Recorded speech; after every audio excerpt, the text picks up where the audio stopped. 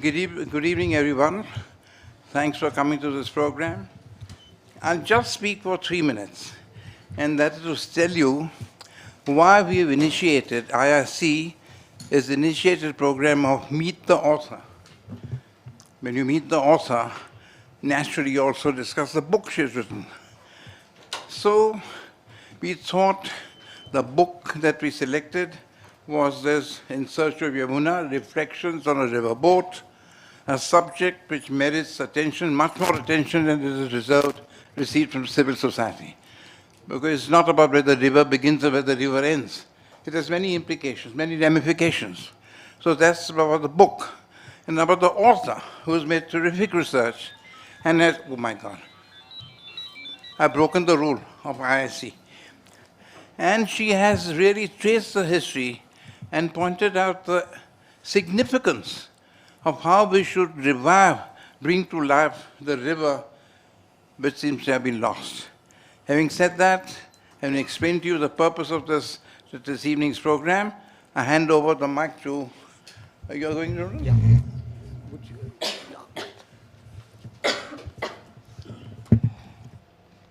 Well, I have an honor to introduce the chair, Dr. Rohan D'Souza. He is an assistant professor at the Center of Studies in Science Policy at JNU. Awarded PhD, awarded MA program, the JNU itself, and it seems that he is an alma mater. Throughout in his career, he has studied in JNU. And his studies were basically on the history of hydraulic manipulation in the Indian subcontinent, which was published as a monograph entitled as Drowned and Damned. He has jointly edited the volume British Empire and the Natural World, Environmental Encounters in South Asia. I leave it to Rohan further. Thank you. I'm extremely privileged to be the chair today, and we have some very distinguished panelists who will discuss Sarandha's book, the title of which you, I'm sure, aware of by now, In Search of Yamuna, Reflections on a River Lost. What we've decided is the panelists will speak for 8 minutes, after which Sarandha will also share some of her thoughts, and then we'll throw the house open for questions. Yeah? So I'm being extremely brief and quick because I wouldn't like to interrupt the time for our speakers. The first speaker will be Ghazala Shabuddin, who is a conservation biologist and currently teaches in Ambedkar University. Ghazala, the floor is yours.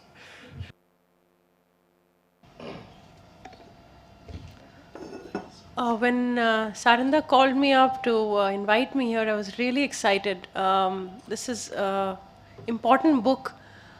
I mean, there's, given the fact that we have, this is one of the biggest cities and the most populous cities of the world, we know so little about the river that runs through it. So, I mean, the Yamuna is really important to our existence. We are trying to, as a city, we are trying to push it to the margins of our consciousness, but the river is there, and every time we cross it, we can actually smell it, and then you feel what a beautiful river it could be, what a useful river it could be. But unfortunately, the way we've done things, it's really done away with any chances we have of using the river as a living entity, as a important part of the city. So I'm really impressed by the kind of research that Sarandha has done to bring forth all of the perspectives on the river, the historical perspective, the cultural connection that people have with the river, and to show that the river can be such an important part of our existence, but we are wishing it away all the time. And all of the historical connections we have can be revived if we really want to. We can use the river for a number of things. It was used for fishing, it was used for navigation. We are doing none of that. All we are doing is we are using the water, and we're using it in a way that is killing it for, downstream for the next 300 kilometers.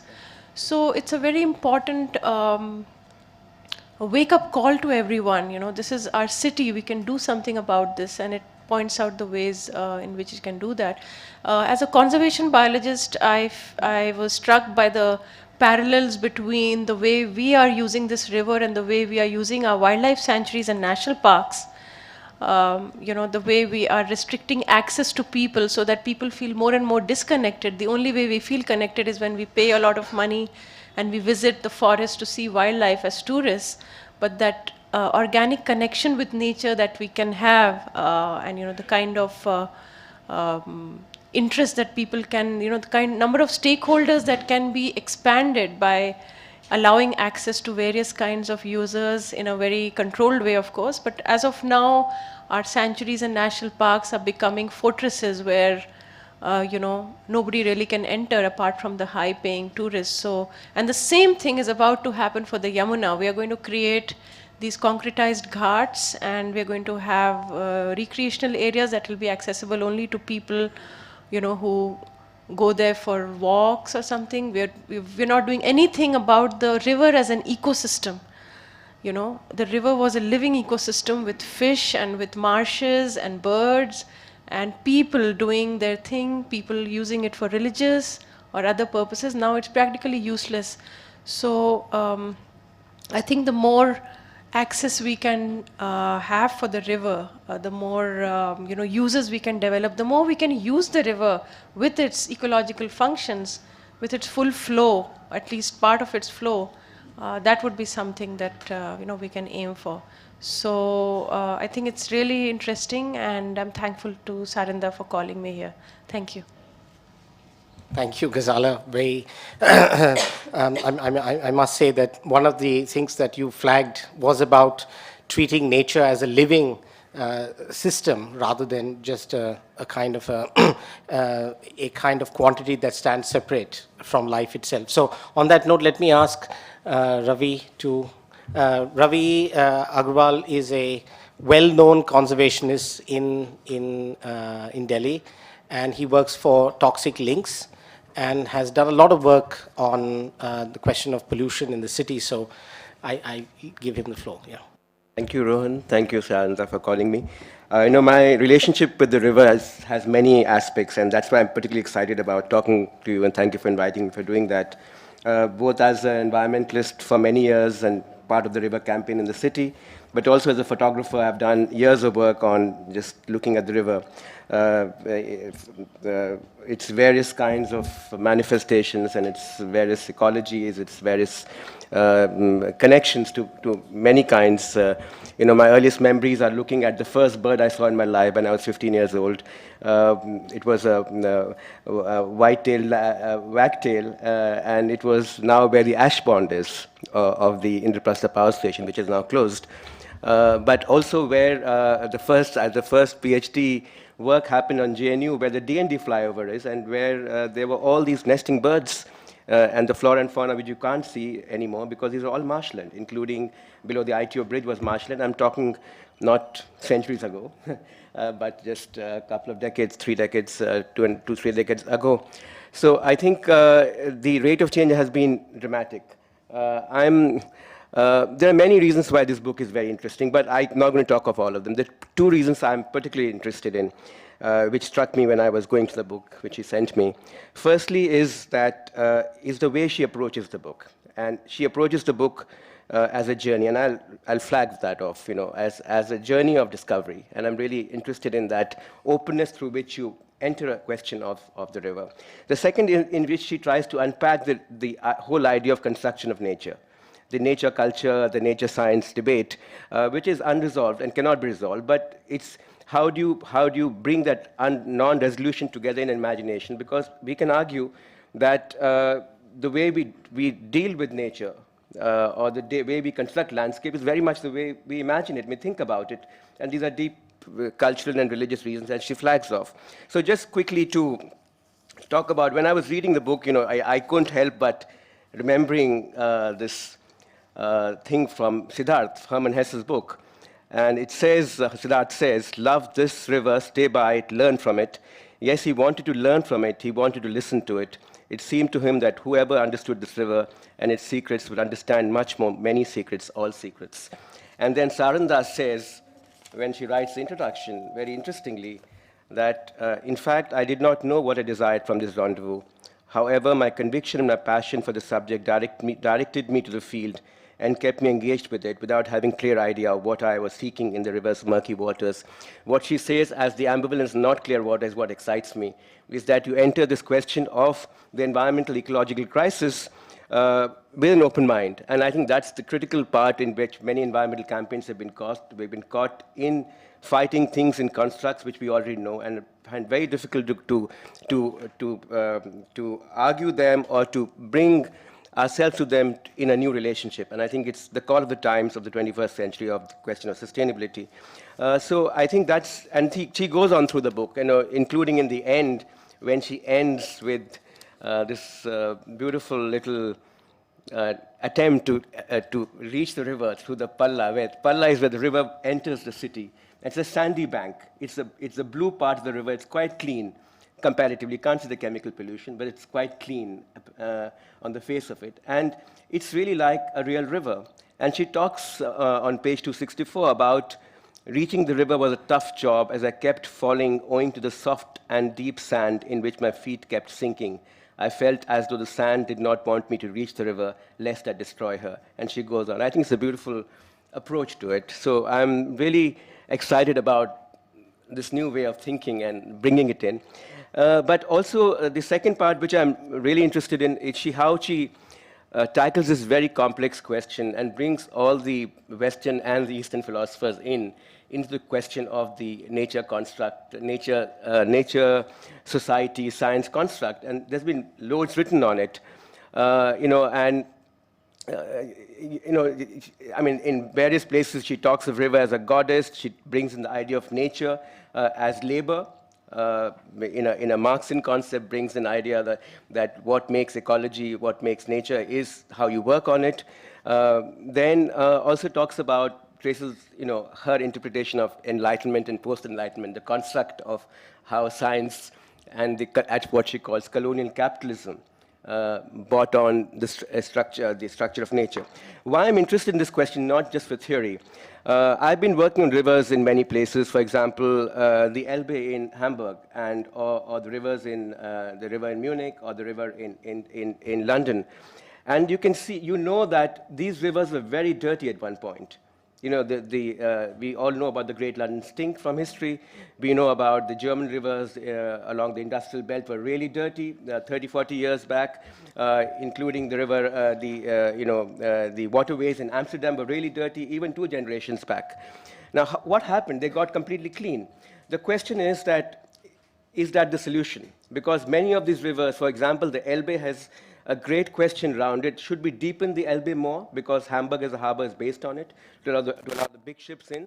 Or should we let it be? Should it let it be more free? So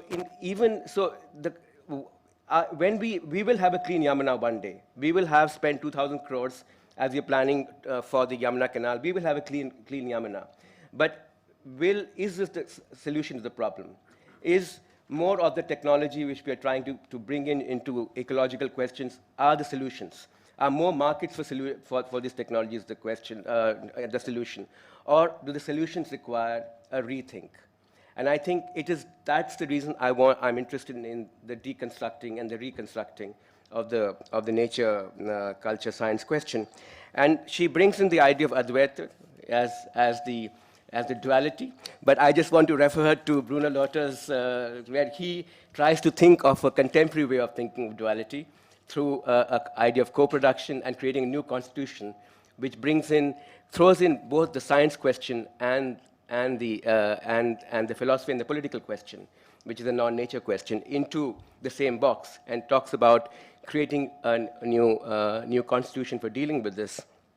And I think the way forward may not be to go back to the traditional ways, but to rethink of how, in a contemporary democratic structure, in a modernistic framework, how do we rethink of those institutions which allow us to deal with that? And I think that's the challenge we have. I just want to end with a small quote which hints at that, which Latour wrote, and it says that The challenge is, and I quote, getting those in whose name we speak to speak for themselves.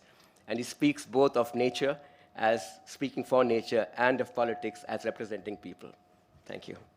Thank you, Ravi. And I must say that you've sort of made it possible for us to think of Sarandha's book as a complex way of looking at this conflict between, or the way it's perceived as a conflict between nature and society. And I think there's that thread that runs through this book. But most importantly, I think the point you really help us think is that water is not a dry subject. It is something that captures the color of society and history and those tensions. And I think you've wonderfully sort of got those points across. So on that note, let me now invite Nitin, who is a well-known journalist working with the Times of India and reports widely on the environmental question. Yeah, thank you. Hey, thank you so much. Thank you, Sarandha, for inviting me. I have written very little and read very little on rivers, and as Dr. Srabji was saying, there's very little space in media to write about rivers as more than places where you put machines to clean them up or not. Therefore, when I read her book initially, I was finding it very difficult to link myself to it and say, why do I even have a comment to make on it? But thankfully, she latches onto an area where I started my my college education, a village called Lakha Mandal on the river in Uttarakhand. And I spent about a year there working on my master's thesis. And it's fascinating, that kind of triggered enough questions in my head to come here and say I'm confident enough to talk of it. Lakha Mandal it's on the banks of Yamuna, just a small village, but traditionally a very important village in a certain part of Uttarakhand because it's kind of the major temple of that particular tribe is based in that village. And that's the only one of the couple of recognized tribes in Uttarakhand today that exist. I spent my time there, and it was interesting to see how the main scheduled tribes and the scheduled castes living in the villages dealt with the river. For the scheduled tribe, the village has its own mythologies, they had their own folklore attached to it. The scheduled castes, on the other hand, had folklores which were contradictory in nature and even contrarian in nature, and it at times contested the rights of the scheduled tribe in that area. In the 70s, there was an ensuing fight between these folklores, which basically came down to fishing rights in the river. And at the end of it, both of them decided to go to the government and ask it to arbitrate. The local district magistrate arbitrated, and he took away the rights for both the communities and gave it over to a contractor. And therefore, a resolution was brought in. At the same time, the entire folklore over the next 2 decades about songs written about fishing in those areas instead turned into small anecdotes about how kids would buy dynamite from nearby mines and use those in the rivers to actually start fishing again, because that's what the contractor allowed them to do.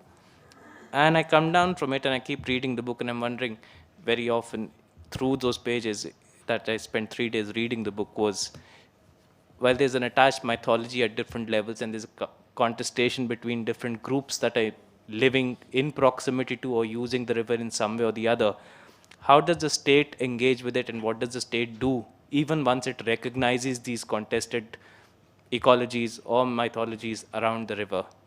And was talking to a friend of mine who works within the government on these issues, sits on the periphery, because every time he raises issue about, let's not look at it in terms of how many treatment plants we can put up, but about the people who live around it, he's obviously thrown out of all the committees he's been put on.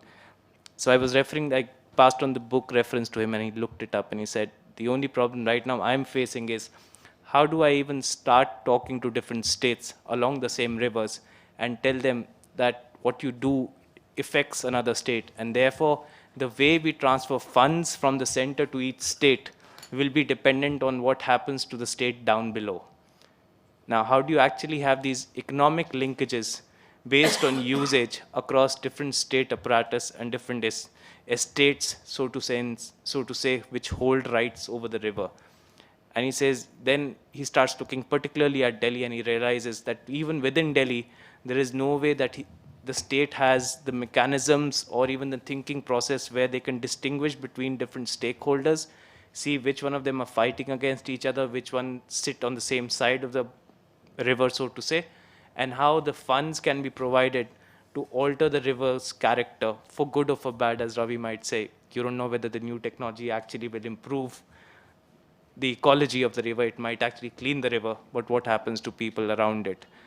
And so I go from him to another friend by chance who sits in the planning commission, and he's talking about the biggest change right now that the government can even think about of how to work rivers is to actually have conditional transfers to states, where if you transfer money, you put a precondition saying what will happen with this money, and you must show us results by the end of it. And this immediately throws up, and it's been thrown to a few states, and it automatically questions the entire nature of federal states in the country. Who rules over waters, who governs them, who controls them, and therefore how does the state really operate in this nature? What is the federal control over something that flows instead of something that is static? And this friend, who also strangely looks after issues about transport in the city, then talks about how you can't control flow of traffic in the city. And that's almost a parallel, he believes, to the flow of water in the rivers. How you can't manage traffic flows from one point, say in Dwarka in Delhi, to central Delhi. How do you maintain, regulate these flows, and similarly maintain and regulate flows within the rivers? And how the state, again, has no apparatus to control or regulate at either level, even if it recognizes these stakes within, by nature, by different communities, by different stakeholders, or different strata of society. And at the end of the book, I do still feel that those are questions maybe you answer in your next book, about if you do recognize these nuances, how does the state actually take it into its system and then find solution of what to do with the river at the end of the day? Thanks. Thank you, Nitin. Before I ask Sarandha to speak, she wants to show us a few pictures and discuss her book. I'd just like to sort of just echo what Nitin was saying, but you know, the idea of conflict and water has become a central way of thinking about, at least governments, central way of in which governments think about flows. And I think you've sort of highlighted that, and I see that thread in much of Sarandha's discussion, that you know, how does one actually draw that into a narrative? And many of these conflicts are multiple and multi-layered, and often sort of uncoupling them and looking at cause and effects can be a problem, just like, I suppose, traffic. But that's a great metaphor to discuss flows. Yeah. And now, Sarandha, could you? So this is the temple at Yamunotri. It's interesting that they don't have an idol here, because they worship the rock itself, the mountain, Kalinda Parvat, where the river flows from. And what you see over here is the rock and just a few embellishments which they kind of pray to. And yeah, again, this is Yamunotri with all the snow. The valley that the river carves out. It's just snaking between the hills. And here we stayed in tents next to the river. We bathed in the river a couple of times because it's much, much cleaner than what you would imagine. This is Lakha Mandal, where we stayed first. And this is one of the temples at Lakha Mandal, which is steeped in the Mahabharat's tradition. So they have all these numerous temples and caves where supposedly the Pandavas stayed, or Duryodhan had done something or whatever. And there have lots of folklore and tales about all of these caves. The Lakha Mandal is the place, yeah. So, yeah, this is Kharsali village, where the idol, when the temple closes in the winter, the idol of the Yamuna is brought down. And there's a Shani temple here, and that's where it's kept. So all of these villages here, I mean, they're very dependent on the river in terms of course, for agriculture, but it's not just an economic relationship that they have. It's far more than that, because they're dependent on the river because it gives them identity. It makes them who they are. And their entire culture, their entire sense of being comes from the river. So, you know, speaking to them about the river gives you a very, very different perspective to what the river could, how many realities the river could possibly be, and how many voices the river could be voicing. This is in the foothills at Kalsi. So yeah, these are the people in the villages.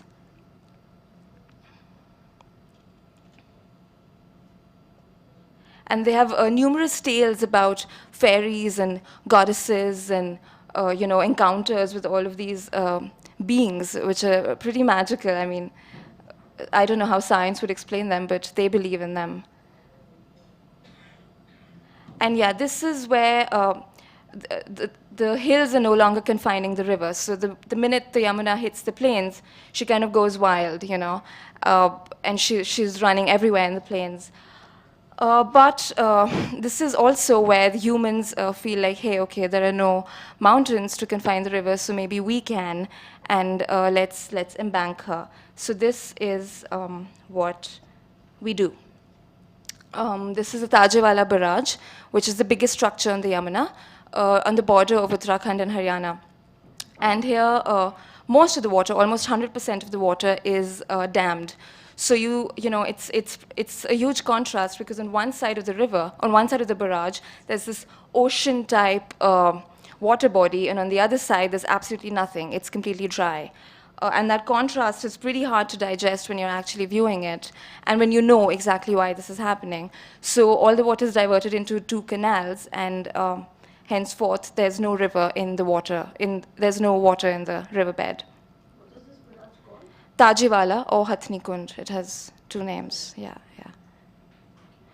Then this is Pallagaon, where the river enters Delhi. And it's hard to believe that this is in Delhi, because till the horizon, you don't really see buildings. You just see, in the winter, they do floriculture. So they grow marigold and mustard.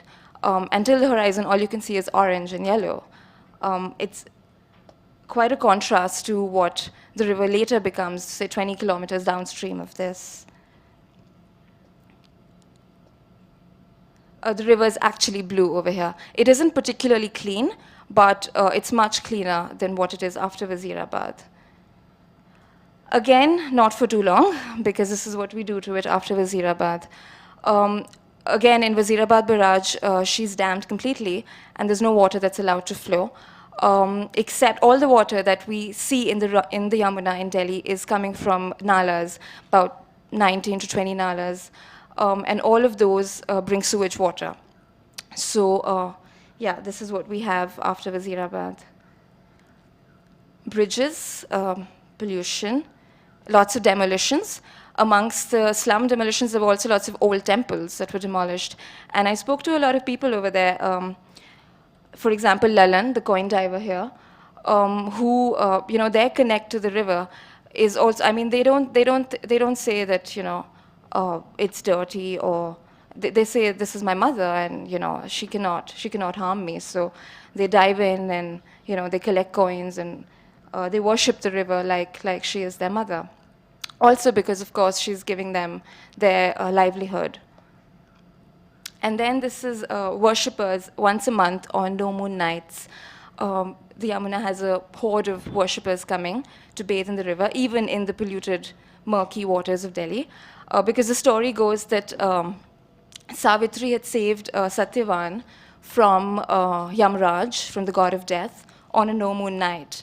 And Yamraj is Yamuna's twin. So they believe that if they bathe in the Yamuna's waters, her brother will not torment them from the fears of death. This is the erstwhile Sahibi River, which is now a nala, but it used to be a river. And this is what brings the maximum amount of pollutants into Delhi. So yeah, again, Babas and all sorts of people live by the river in Delhi. And now we come to Vrindavan, where again the river is somewhat revived because of tributaries and groundwater accrual. So, and here, being Braj Bhumi and Krishna's Bhumi, the river culture is very, very alive, a lot like it is up in the hills. Differently done, but the devotion is very similar. So we have the Yamuna Aarti that happens every evening on the ghats. And yeah. And this is an interesting story, actually. The priest told us that we'd be lucky if we see a snake come and touch the footstone of the temple here. And of course, it's believed that the snake comes every day from the water, takes out its tongue, touches the footstone, and goes back in during the arati at the same time every day. Of course, none of us believed him because science doesn't explain that regular occurrence, and none of us really believe what science cannot prove. So, you know, we said, okay, this is superstitious. But we were pretty shocked to see the snake. Really, we did see it. And yeah, the snake comes every day. Now I believe it as well. I don't know how science can explain it. Maybe it can. I mean, there could be sound vibrations or whatever else that attracts the snake. But the fact is that it comes every day. This is Agra. It's, again, the river gets pretty murky over here because Agra is a biggish city. And this is right behind the Taj Mahal. So I'm sure it looked quite different when Shah Jahan decided to build Taj Mahal over here, because the reason he decided to build the Taj Mahal was because the river was that captivating. Of course, now tourists wish it was situated elsewhere because it smells really bad. And this is actually my personal favorite part of the river, where the Sangam, where the Yamuna humbly submerges the identity into that of the Ganga. And the magnificence of the Sangam, you can see over here. It's almost like nature's artistry, because you can see the clear demarcation. The blue is the Yamuna and the brown is Ganga. And the line is so clear, it's almost like a piece of art, but it's completely natural. So there are a lot of worshippers over here, a lot of tourists who come.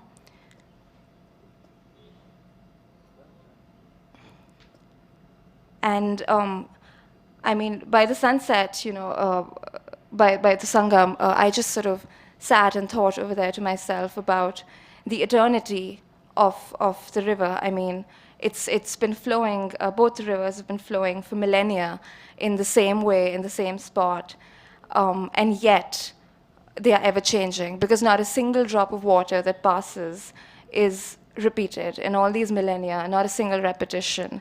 So it's ever changing, and yet it is everlasting. That for me was not a contradiction, but the completeness, the wholeness of nature.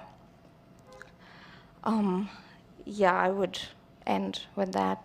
So really all I want to say is that to know, to save nature, and I don't like to use the word save, but for the want of a better term, we need to know it and we need to connect with it personally before we can start theorizing about it or start building strategies. So I would really urge all of you to make the river a part of your visual vocabulary in whatever way possible. Thank you.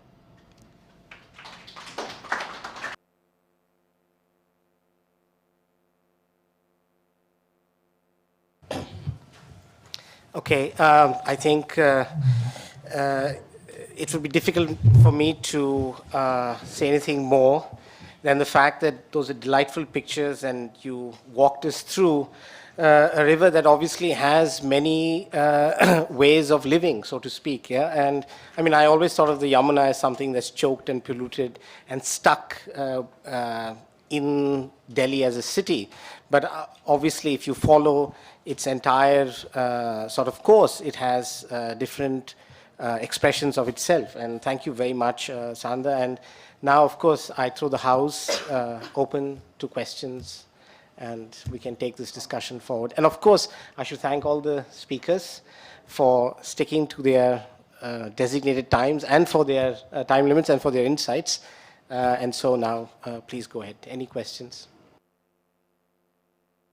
Or comments, sorry. Ask the person to identify. Yeah, and could I please ask the person to identify themselves before they sort of have their comments or questions? Thank you.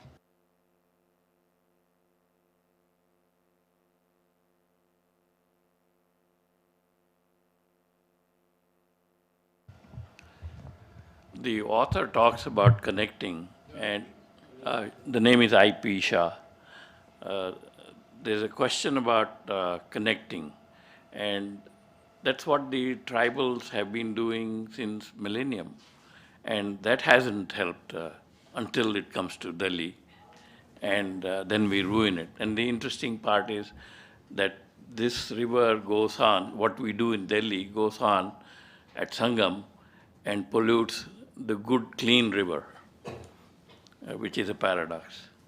And I wonder what can be done, because since the days of, I think, Rajiv Gandhi and before, there have been enormous sums of money allocated to clean up the Yamuna. And we're still talking about more money and more cleaning up. I don't know where we are going and how we're going to solve it. You've actually answered your own question. You're saying that the tribals have been doing this, they've been connecting, and yet it's not helping. The reason it's not helping is because their voice is not heard. Their ways are not the mainstream ways. The mainstream ways are those of the government, which is to pump in more money and more technology. And that clearly is not a connection with the river. So that is not helping. I'm not saying we need to go back to tribal ways and become rural societies, but clearly we can learn from them. And we can decentralize the way we deal with nature. It's just too centralized, I feel. And as far as polluting the clean river at Allahabad is concerned, that's not really true. The Ganga is pretty polluted as well. And the Yamuna actually brings in more water at the Sangam than the Ganga does.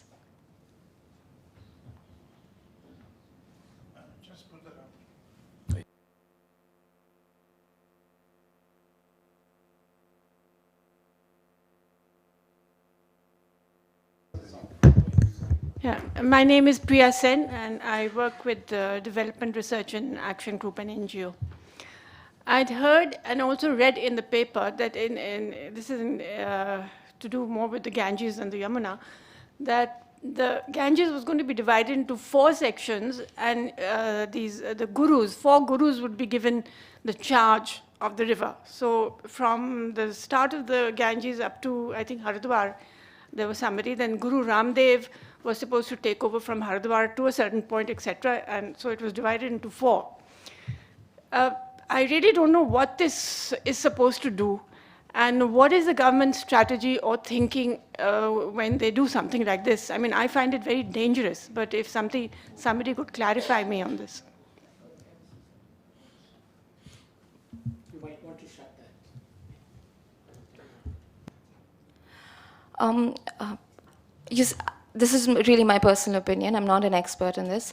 But I don't think assigning segments of the river to any one person, may it be a guru or a politician or a state agency or whatever, is the solution. Because at the end of the day, it's just one person or one agency. And we are talking about multiple voices and multiple realities coexisting and multiple ways of engaging with the river where no one way dominates. So clearly there is a problem in assigning parts of the river to a particular agency or a particular person. I mean, yeah. I think, one key question, a river needs to flow for it to be a river. That's the key thing. And I think that's the biggest challenge today. Will your rivers flow or not flow? And, if you look at our water policy, it says that water which goes to the sea is wasted. So there's a big problem in how we think of water in our development and engineering paradigm, and there's a rationale for that. I'm not saying it's not, and what the river is. So we can do whatever, but the river needs to flow. Otherwise, by definition, it's not a river. So if you dam it, if you take the water out, Hathni Kund, before Hathni Kund and Panipat, last year the river was completely dry. There is no river. Yamuna. So it's a myth that the river flows because the river is taken away to the western and the eastern Yamuna canals for irrigation. And then Haryana takes it and they put it back into Hathni Kund for Delhi's drinking water. So, and also Delhi's 1/3 of Delhi's drinking water comes from the Ganga. So it doesn't come all from the Yamuna. So if you don't let the water flow, you can forget about the ecology of the river.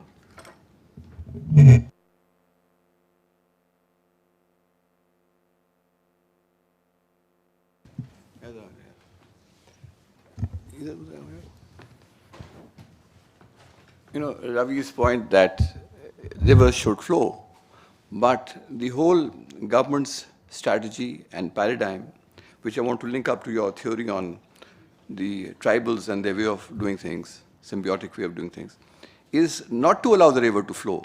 The farmers are taking it upstream, and the argument is that it's necessary for growing food. So we really have to challenge the government in more ways than one. the issue of tribals and their way of life and the use of nature, I mean, it's been promoted ad nauseum, I'm sorry, very rightly.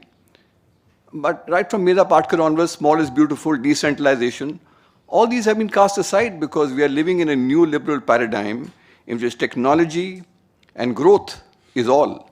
So while it's very wonderful to talk of nature, harmony, tribals, the way the government is going, we won't be allowed this, and the river will not be allowed to flow. Added to this is the climate change debate and phenomena.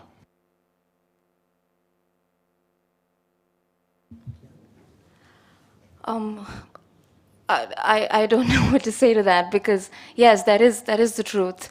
And that is what we need to challenge because the government is obsessed with foreign direct investment and whatever else. I mean, the entire neoliberal paradigm that you mentioned. And that is clearly a contrast because that treats nature as resource. The very word resource is a problem. And everywhere we're talking about natural resource management as a solution, but again, the word resource remains. And that is the problem. So we need to kind of unpack the ways in which we construct nature because like we've discussed, nature is socially constructed. We need to imagine it differently to be able to, which is again a huge paradigmatic shift. And it's long overdue, but it's required.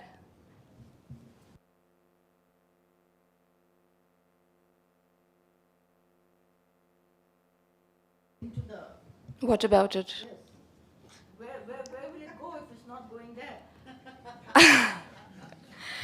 Sorry. So are you saying that is where it should go? And I said, can you hear me? Yes. I said, I'm Vani Sundarji. What about the sewage? Where is it flowing? It's flowing into the river. And it shouldn't. And yes, and it's sewage is sewage.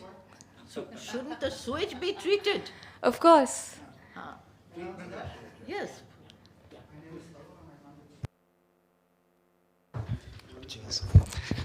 My name is Tarun Jairam.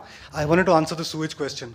Actually, in my mind, it's very linked. Water and sewage is one and the same thing, actually, if you look at it. But the problem with the Yamuna is that it's blocked at Wazirabad Barrage and the sewage all flows in. Why is it blocked? Because we all need drinking water.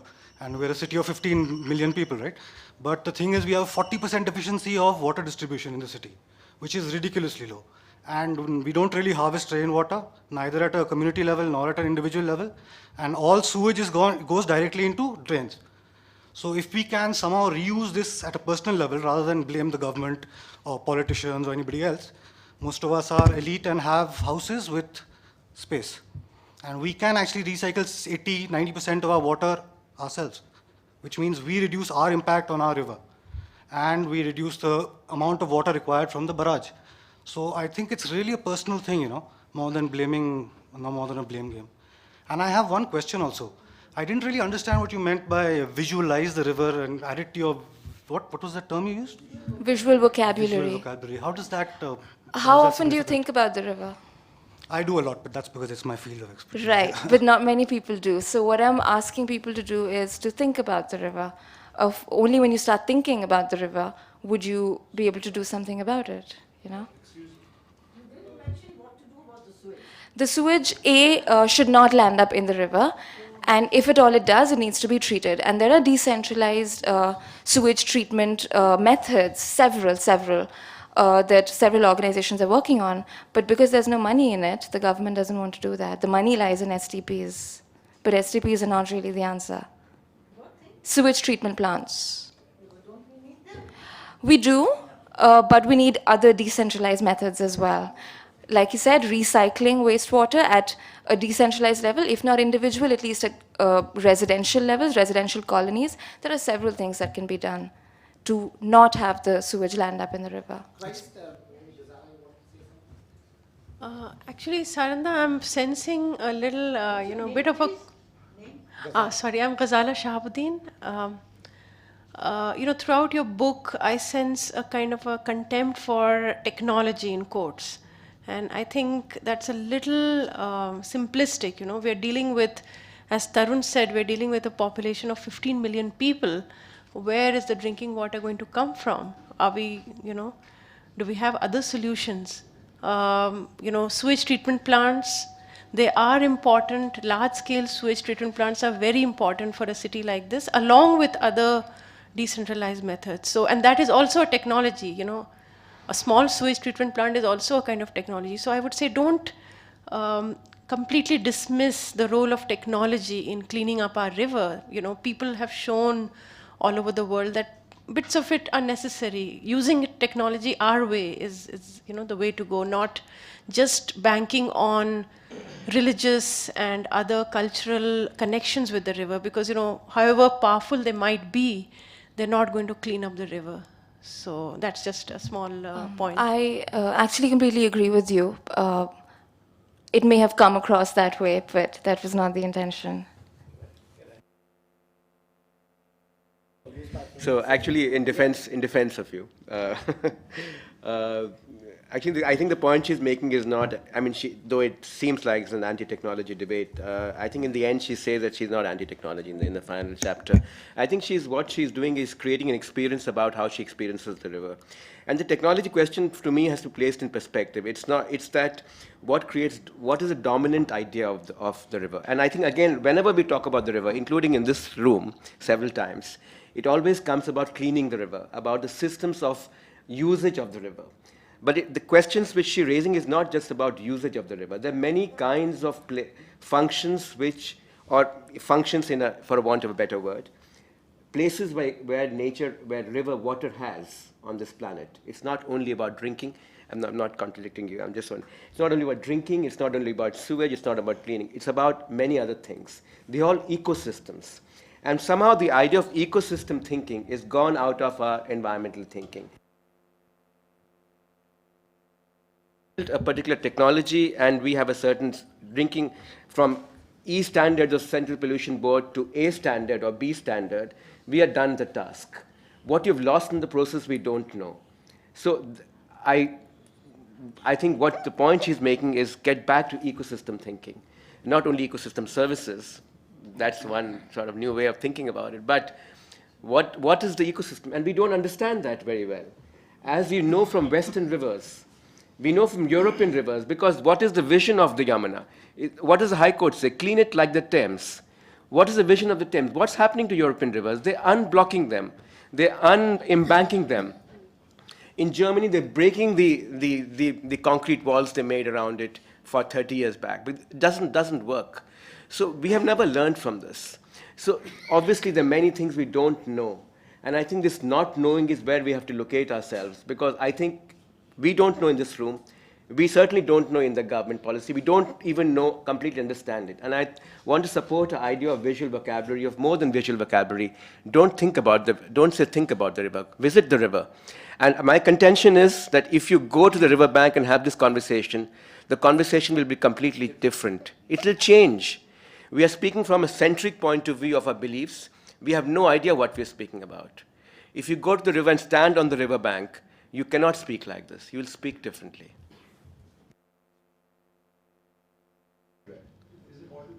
Yeah, yes, please go ahead. Name.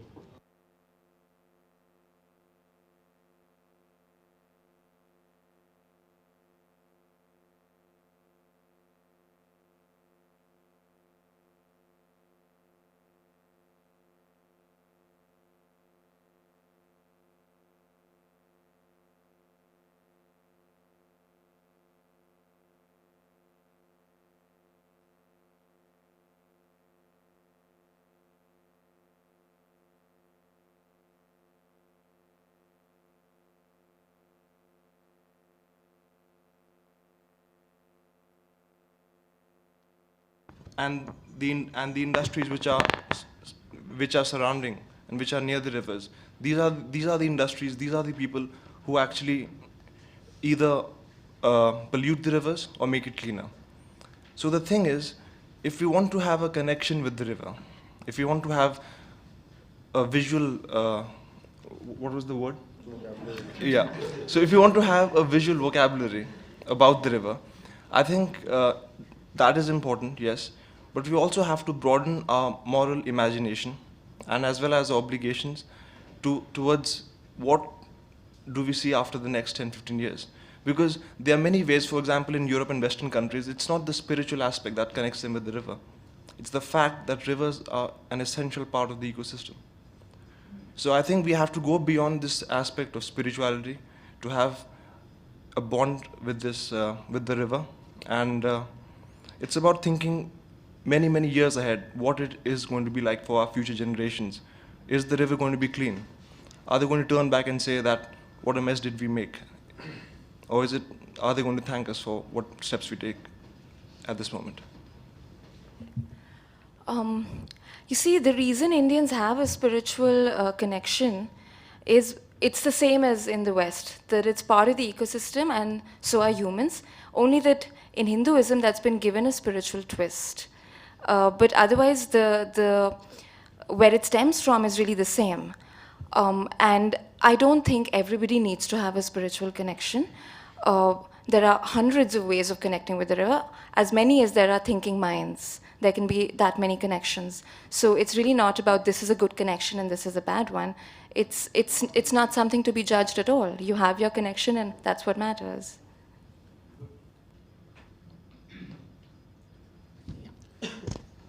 I'm Ajay.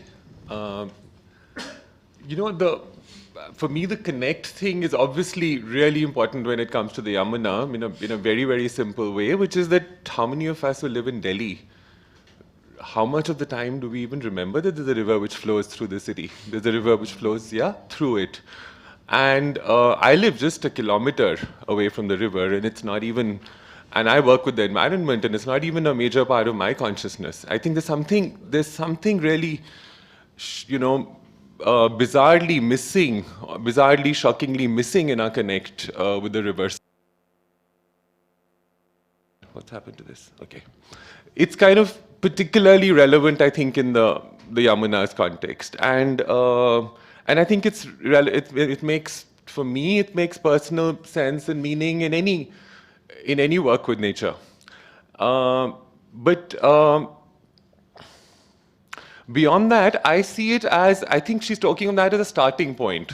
We're talking of that as that unless you know something up close, unless you relate to it, unless you understand it, unless you celebrate it, respect it, you're not going to, if you're just going to think about, just going to try and strategize about it without having a connect, sitting at some far away, cut off place, like Ravi said, like it's a different discussion. If you're going to be you're going to be on the banks of the river, you'll be thinking differently and more immediately and in a more real way. So for me, it's like, that's the beginning and that's the essence. But we also need to look at what is it that we can do. We also need to then look at strategies and look at ways, And I think the trouble is that usually just either one of the two happens. There are very few people who try and do both. And there are far too many people who are doing neither. Which is most of the situation, most of us.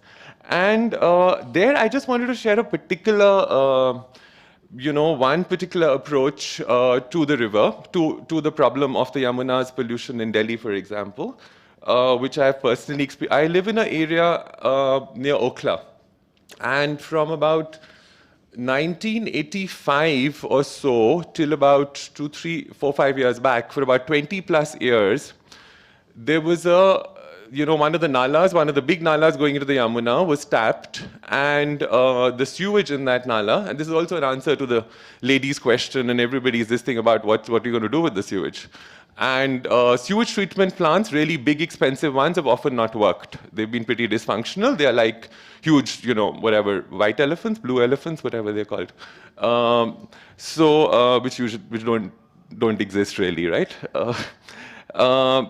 Is that there was a method which was adopted of tapping the nala and the sewage and using the methane in the sewage to make biogas.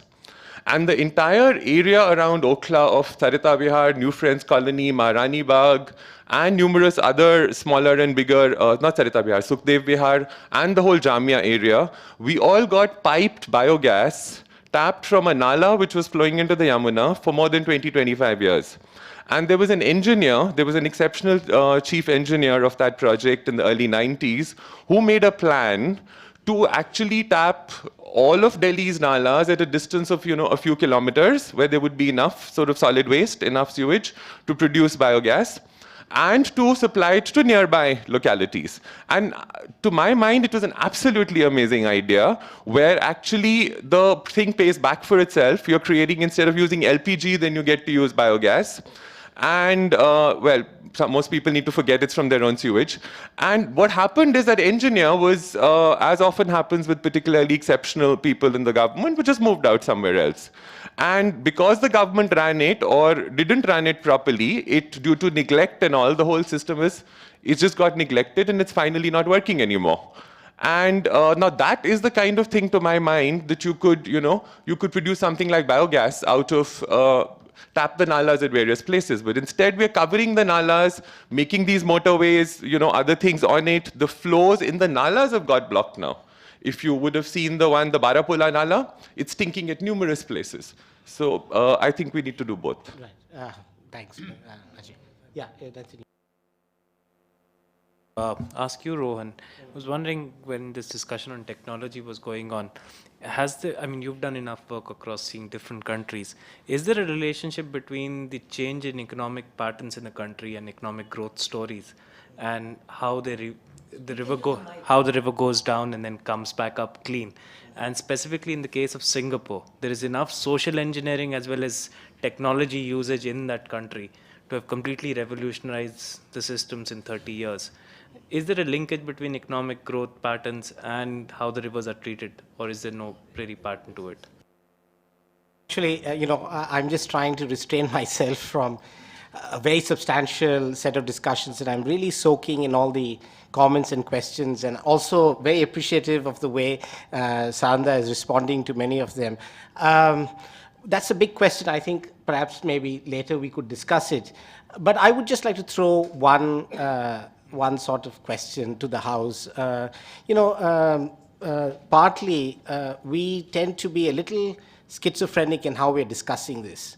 One is suggesting that we have a problem on hand: pollution, rivers being choked, not enough flow, property, conflict, and so on and so forth. The other is the belief that modernity can resolve its own problems. Yeah, I think if you take these questions apart, why should I think of the river? There is no, at one level, incentive, or there is no push for me to think about the Yamuna. I can actually live my life fairly independent of any relationship with that river. That is a fact, right? So to put it in a philosophical way, modernity really rests on the principle of disenchanting nature. That is, because nature is dead, it can be cut up, it can be thought through mathematically, it can be realigned and reconfigured in different ways, because it's dead. But if it's enchanted, which was what is called the non-modern world, then you have all kinds of spiritual or philosophical ways of deciding not to touch it or to think about worshipping in different ways. Yeah.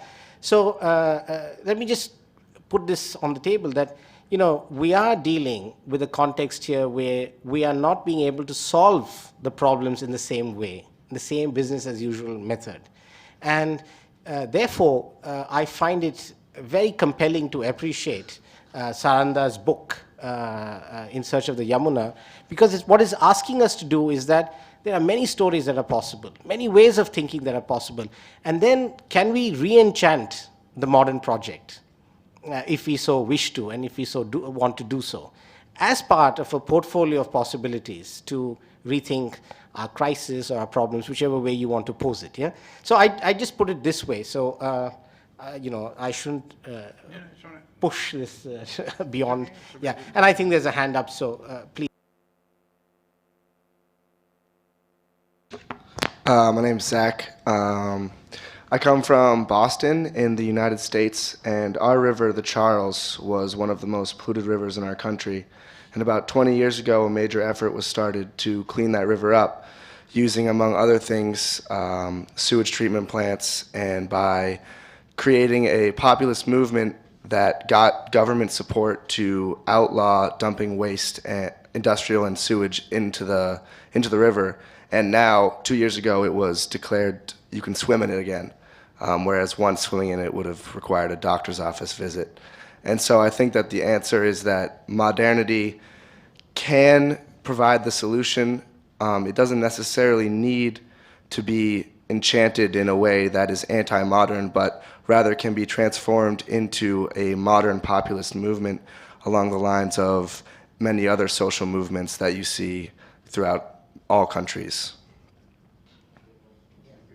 Ravi, maybe I'm sure Ravi is I am tempted not. to respond. No, I'm to not. that. I think that's a great. The complexity comes when you have excessive demands on the same river in terms of land, in terms of water, and as I said, if there is no river, then how do you clean it? So, so I think that is the complexity of maybe a developing country. Of the large demands there are on the river systems.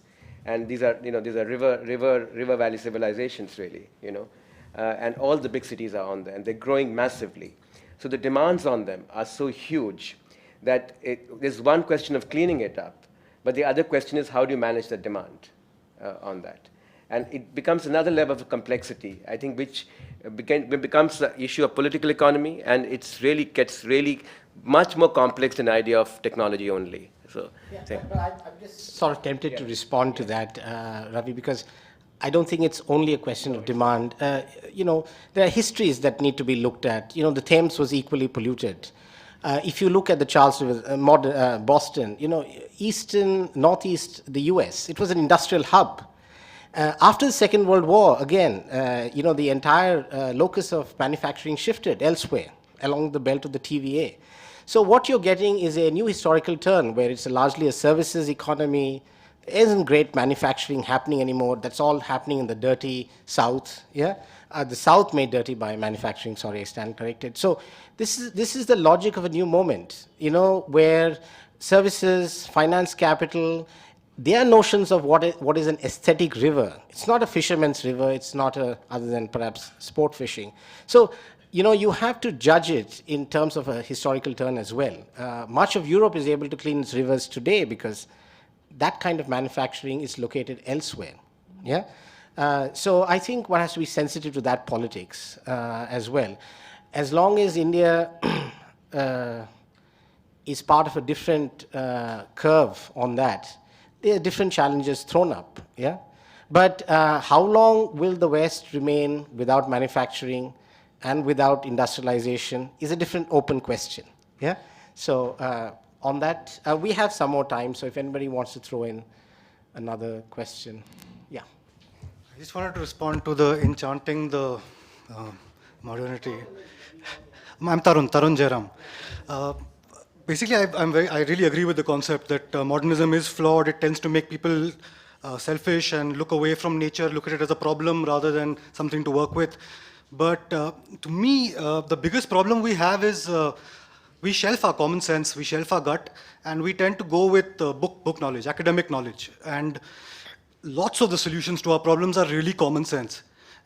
I have done my graduation and stuff, but when I come to look at these issues and I start to study them, I start to understand that a simple thing like opening the Wazirabad barrage will make our river like a flowing, clean river in Delhi, but that's not happening because of so many other problems. So basically, what I'm trying to say is, looking at the river as a river is really not enough. What you said about an average person not having to acknowledge that we have a river, because it doesn't affect him in any way. He turns on a tap and he gets water. So until that water is priced, until your output, your sewage is priced, until you look at the entire cycle and connect that, it's going to be impossible to just clean up the river. It's going to become like a first world situation of technology cleaning up a river, which is really not what we need. We need to have a sustainable cycle from water supply to sewage, the entire thing. And if you look at India, it is the luckiest country in the world. The reason we call ourselves a rich country is for rainfall and sunshine, which is what we need. We have over 1 meter of average rainfall, and that works out to 60,000 liters per person in Delhi itself, which is actually a lot of water, just rainwater in Delhi. So I think common sense is. Can I just introduce Tarun? He's done a film on. He's worked on water in Delhi for the last few years, and he's done a film on this. So he's been deeply looking at this question. So that's where he's coming from as well.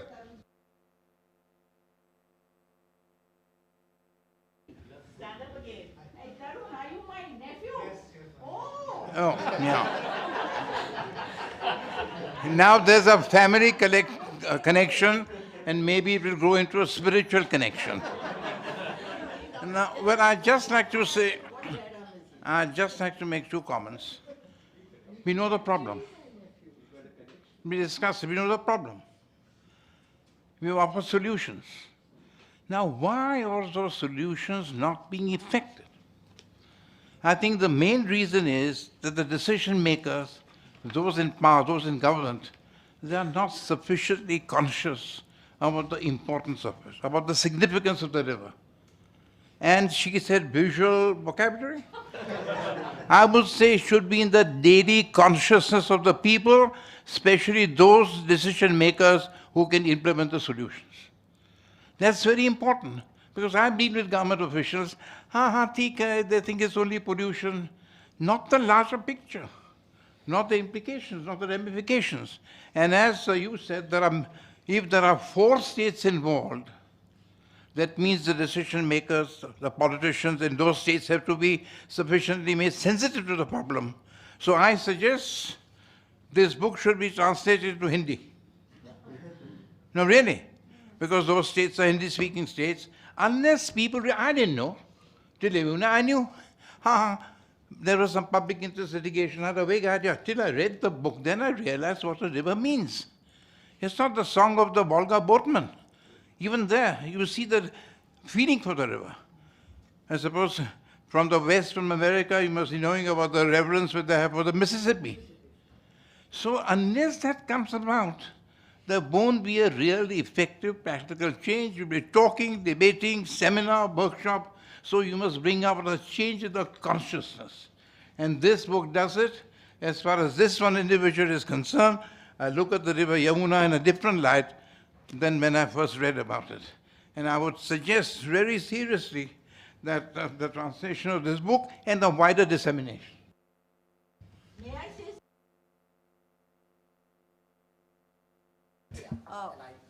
fact is, this is Vani Sundarji speaking. The talk here, while we are discussing it very sincerely and genuinely, but it should not just end as discussion in conference room 1. It should be something that is carried forward in concrete terms. How do we do that? Yes, IRC will have another follow-up program on this, and we'll take your suggestion. Thank you. Now, I just have the privilege of thanking everyone for their wonderful comments and questions. I've learned a lot, and we should, above all, of course, thank Sarandha for giving us this opportunity. And hopefully we'll take up Dr. Sorabji's suggestion, and we should see an Hindi translation. Sorry for that. And of course, go with the flow, yeah?